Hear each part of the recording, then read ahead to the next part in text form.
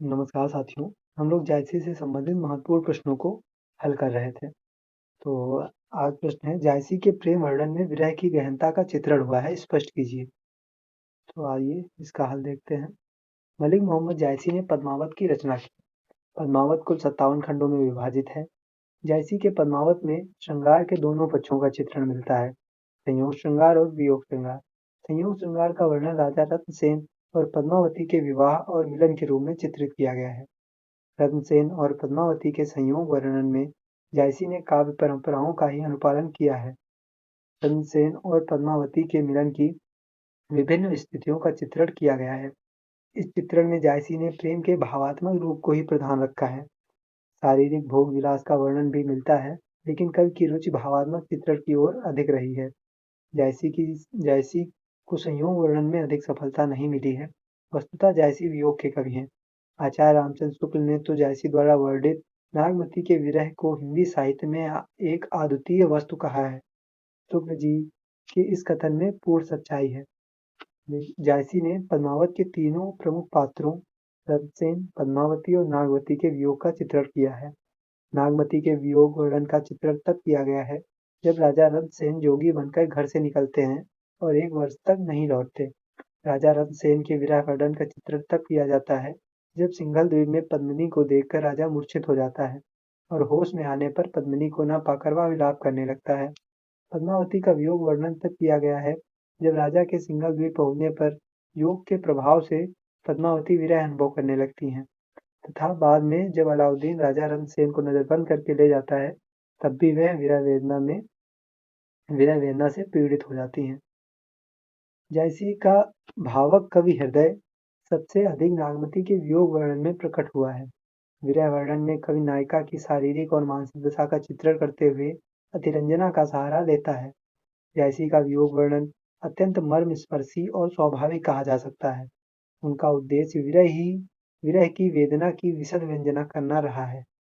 उसके लिए उन्होंने अतिशयोक्ति का सहारा लिया है, लेकिन इसका उद्देश्य संवेदना जागृत करना है, ना कि चमत्कार उत्पन्न करना। जायसी ने नागमती के विरह को केवल उस तक ही सीमित नहीं रखा, वरन उसे सारी सृष्टि में व्याप्त कर दिया।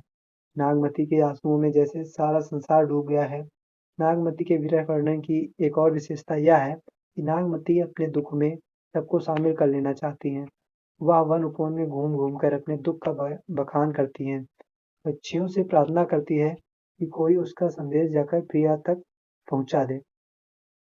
पिय सो कहेउ संदेशा ए भंवरा एकाग, सो धन बिरहे जरि मुई, तेहिक धुआं हम लाग।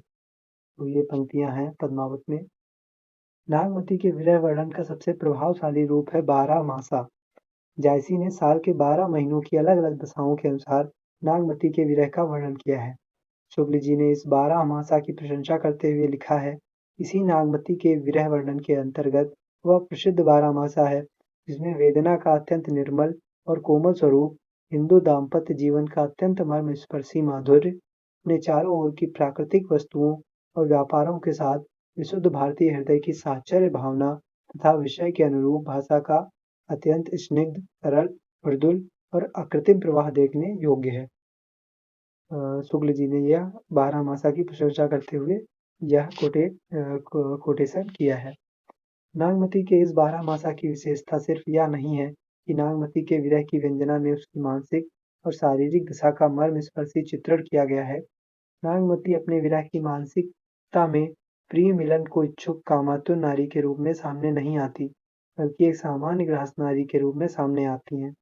यही इस विरह वर्णन की विशिष्टता है। शुक्ल जी ने जायसी के विरह वर्णन की इस विशेषता को अत्यंत महत्वपूर्ण माना है। यह उनके काव्य पर लोक जीवन का प्रभाव है।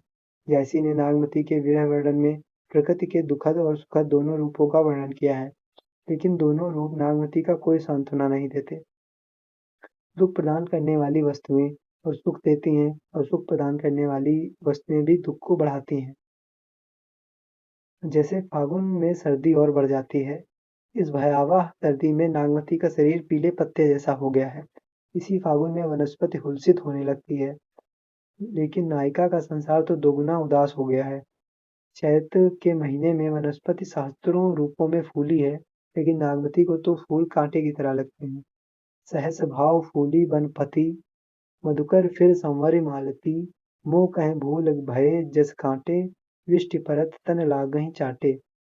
इस प्रकार अप्रयुक्त विश्लेषण से स्पष्ट है कि जयसी ने विरह वर्णन में केवल परंपरा का अनुगमन नहीं किया है, बल्कि अपने भावक हृदय लोक जीवन से अपनी संपुक्त तथा हृदय के उद्गारों को की मर्मस्पर्शी व्यंजना कर सकने की क्षमता का परिचय दिया है। जयसी के विरह वर्णन में निरंजना अलंकारों का प्रयोग लेकिन अलंकारों का प्रयोग है, लेकिन इनका उद्देश्य विरही हृदय की वेदना से साक्षात्कार कराना है, न कि काव्य चमत्कार उत्पन्न कराना। जयसी इस वेदना से सभी को द्रवित करने में सफल रहे हैं। तो ये आपका प्रश्न कंप्लीट हो गया है। धन्यवाद।